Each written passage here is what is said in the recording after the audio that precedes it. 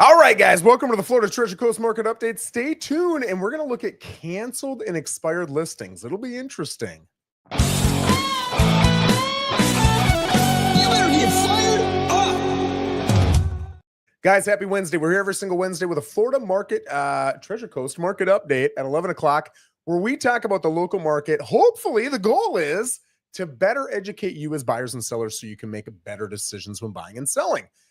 So one thing that's kind of rumbling through my mind lately is I'm just betting that if we look, it's the end of July. So let's go back a couple months. We'll look at May and June. And we look at, by the way, I've not looked at this. This is just me guessing, right? And I've been wrong on here before. I'd say 20, 30% of the time when I make a guess, I'm not right, or I'm maybe partially right, but there's something I was certainly missing. That's why we do this stuff. We're all biased. I know that I'm a salesman. I know that I want the market to be strong. I know that's what biased Joe wants, right? I know that buyers want the market to tank. I know that sellers want the market to stay strong. So whatever it is you want, you start to look at news and data and figures through that lens. That's how you see everything. So if you're looking for bad news, you're going to find it. If you're looking for good news, you're going to find it. What I want to find is data-driven stats. That's it. I don't want to find news. I don't want to find biases. I want to find straight up stats. And I want to hopefully help you make and help me make decisions based off that. So what I want to look at is canceled listings and expired listings. Man, not expireds, because expireds can happen. I want to see how many people are purposely pulling their listings off the market, right? Because right now I've got a hunch. I talk to a lot of people right now who, let's say I go talk to 10 people and they want to list their home, and I tell all 10 your home is worth $500,000. Okay. 5 or 6 are going to say, awesome, Joe, whatever you say, let's do it. 4 or 5, so roughly half, maybe a hair less than half, are going to say, let's try 525. Let's try 550. They're going to go high. All right. I think those people are not selling in this market. Not none of them, but very few of them. 5-10% are, and the other 90-95% are not selling, because this market is very price sensitive, especially when you get up into that $455,000, $550,000, $600,000 range. And the higher you go, the more price sensitive it is.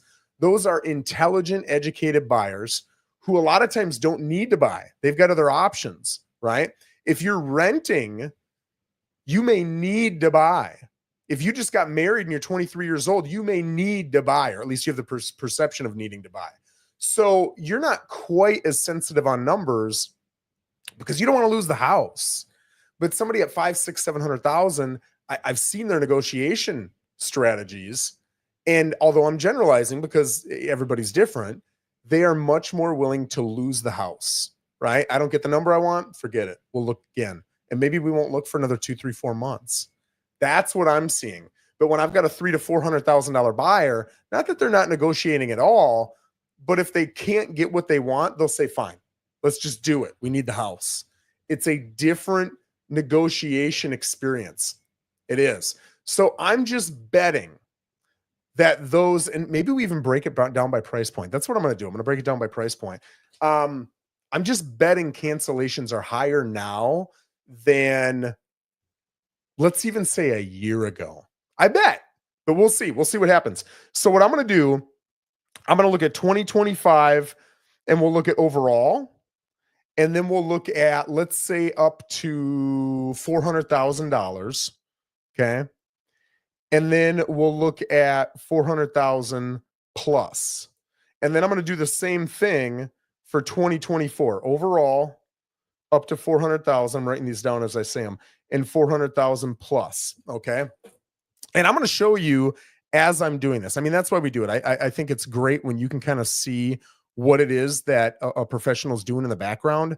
And a lot of this is what I'm going to do when you ask me to come over to your home and help you sell your house, right? I'm going to start doing stuff like this. I'm going to show you what it's worth. I'm not just going to give you a number. I'm going to show you how I got to that number. Why did I not use your neighbor? Why did I use the house that's, almost a mile away from your house? That doesn't make sense, right? Well, if you can see what I'm doing and why I'm doing it, maybe it would make more sense. That's why I do that. I like to bring my clients on these journeys with me so they can see what's going on and really experience it. So let's look at Port St. Lucie, and we're going to go canceled. Where's canceled? Withdrawn and canceled. I don't even know the difference between those two, because I don't do it often, baby. Let's get those suckers sold. All right. So we're going to look at what I say, May to the end of June, which is 6/30. I don't want to use July because it's, number one, it's not fully done yet, right? We still got tomorrow. And number two, there's going to be cancels and withdrawns that they've got the paperwork for today or tomorrow, but it takes them a day or two to get it done. This should be 100% accurate. Okay, I need the same dates here as here, and here as here. And I'm going to look at single family homes only. So we have 257 withdrawns or canceleds in 2025 in those 2 months, May and June. Okay. So now what I'm going to do is let's back it up to 2024. I'm just betting 2024 is going to be a little bit better. 156. That is roughly, let's just say it's 150 to 250. That's 60% of what we're seeing this year. That's a lot. Those are all of those, at least the majority of them, in my experience, those are all of those sellers who are wishing and hoping and pricing their homes high. It's not happening. They're getting frustrated and they're saying, hey, pull the listing, take it off. It's a good thing for the market. It gets rid of unreasonable sellers, leaving reasonable sellers on the market. It's good. I know for buyers, it creates a little bit less inventory, but we've got plenty of inventory. Number one, it's higher this year than it was last year. And number two, it gets rid of all the people who are probably going to waste your time or somehow talk you into paying for a home that's overpriced. And you don't want either one of those things. So now what we're going to do is we're going to look at up to $400,000 because I want to see where the majority of this pain is happening. So of the 157, this doesn't surprise me. 34 were up to 400 grand. Okay. 400 grand and higher. It should be 123. It's 122. So somewhere we lost one. I don't know where, but it's close enough. It's close enough. Dude, did somebody? No, I don't know. Okay, so now let's do the same thing for 2025.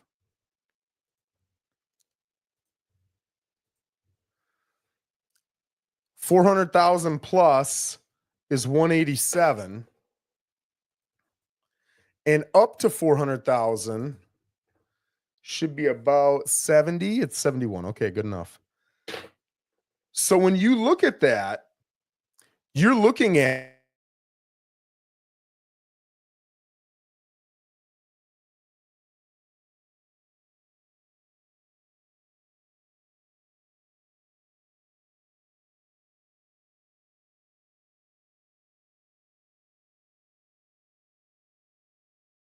I don't know if you lost. No, I think I'm back. Okay, good.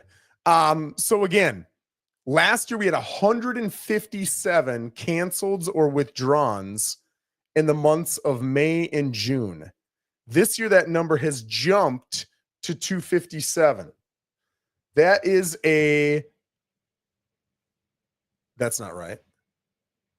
That is right. Holy smokes. That's a 64% increase. That's no small number. 64% increase in the amount of people that are pulling their listings off the market. Now, last year, I think this number actually came down, which surprises me. I thought it would be the opposite. Last year, that 400,000 plus made up 77.7%. Let's call it 78 of the total. This year, I think it's actually lower, which again surprises me. Yeah, it's 73%. It's pretty similar, but it does surprise me that it came down. What that's telling me is there are still unreasonable sellers at the up to 400,000 mark. Usually that price point's a little bit easier, right? We've got a lot more comps. There's a lot more sales at that price point. It's a lot easier to get those sellers to a reasonable price. I don't know. I don't know why they differ. And maybe it's me. Maybe it's something I've planted in my head. I don't know. But when I get a $350,000, $375,000 seller, they're very reasonable on pricing, at least more often than a $500,000, $600,000, $700,000 seller. That seller, for some reason, says, let's try to go high. And it's very tough. Not tough like, are you going to get it? But tough in the sense that if I tell you your homes were 550 and you say, cool, let's list at 6, and it doesn't happen, so you drop down to 580, and then it doesn't happen, so you drop down to 565, and then it doesn't happen, so you finally drop to 550, the number I said, well, now it might be worth 540, 535. Even if it is comps wise, right? Even if I can find sold comparables, that's what a comp is. At 550, you've now been on for 60, 90, 120 days. It's challenging to talk a buyer into giving me a full price offer. When it's been on for 2, 3, 4, 5, 6 days, very easy to get full price offers, very easy to negotiate. They don't know if they're competing against somebody else. When we've been on for 97 days, nobody's going to believe that we've got multiple offers and they have to compete. They're trying to fish. They're going to throw that lure in the water and they're hoping to get a deal. And they know if they don't and they're still interested, they can come up. They've got time. They can work with you. When you're on day 4, they don't know that they've got that, and that pressures them into higher offers. That's why getting it priced right on day 1 helps you so much. I understand the mentality of it.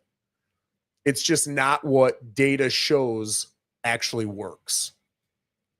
I don't want to say it doesn't work. It has worked. But if you look at 100 sales and 50 of them priced it exactly where they were supposed to, and 50 went $10,000, $20,000, $30,000 high, you're going to see that as a percentage of the original value stated by the realtor, that first group is going to do better. The group who prices it right is not only going to do better on price, but they're going to get better terms because we've got leverage in multiple offers, or at least the fear of multiple offers.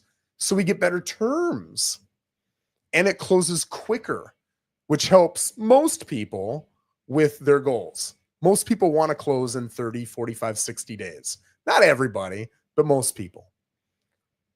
So guys, there is the proof in the pudding. So what do you take away from that? What I take away if I'm a seller is, okay, if I don't need to sell and I'm not willing to be reasonable on price, this may not be the time to sell. Hold your home off the market, live in it, rent it out, do whatever you want to do with it. And when the market turns a little bit, then you can put it on. However, that could be 5, 10 years. You've got to be ready for that. Okay. And I'm not saying it's a bad market. I've said this before, up to 400,000, it's like 2.7 months of inventory. That's a good market for sellers.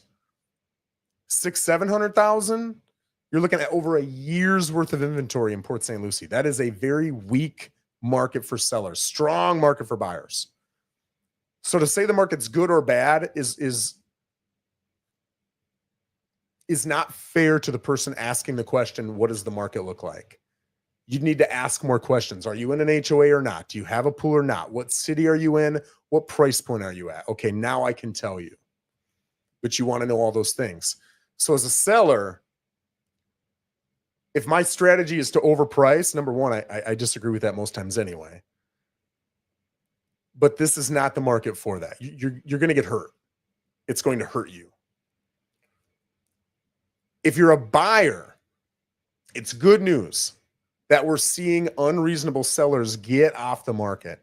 You don't want to waste time going to look at a home that's 30 grand overpriced. And then when you put in a full value offer, which is 30 grand low on their asking price, They tell you to kick rocks. What a waste of time. I'm either blowing money I don't want to blow or I'm wasting time. Either way, it's a loss. Getting rid of those listings is great for buyers. Okay. And I'm going to keep hammering this home. Every seller I've ever worked with in my life has asked me to show them what is my home worth and why, which is a great question. They should be asking that. It is rare. I'm talking 10% or less of the buyers I work with proactively ask me, this house I want to put an offer in on, what is it worth? They don't ask me. They base it off of asking price, which I think is crazy because it could be overpriced or underpriced. We have no idea until we do a market analysis.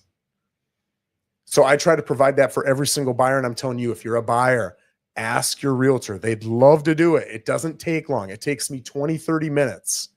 I can go in, I can look at comparables, I can show you, and I can tell you what this property's worth. If you're buying a home without a realtor, you do not need to use me. You can send me a DM, text me, whatever you want to do, and I'll gladly run the numbers for you so you're making an educated decision. I don't need to be your salesperson. If you've got a realtor, you got to ask your realtor. But if you don't have a realtor, I'm happy to help you. But I want to see you guys making full value offers, not necessarily full price offers. And the only way you can do that is by knowing what the value is. So guys, again, we're seeing a 63% increase in canceleds and withdrawals May and June 24 versus May and June of 2025. That's crazy. And that's something that if you know, it can help you as a buyer and a seller. Guys, thanks for joining me. Again, we're here every single Wednesday at 11 o'clock where we give you the insight on today's real estate market. We'll see you next time.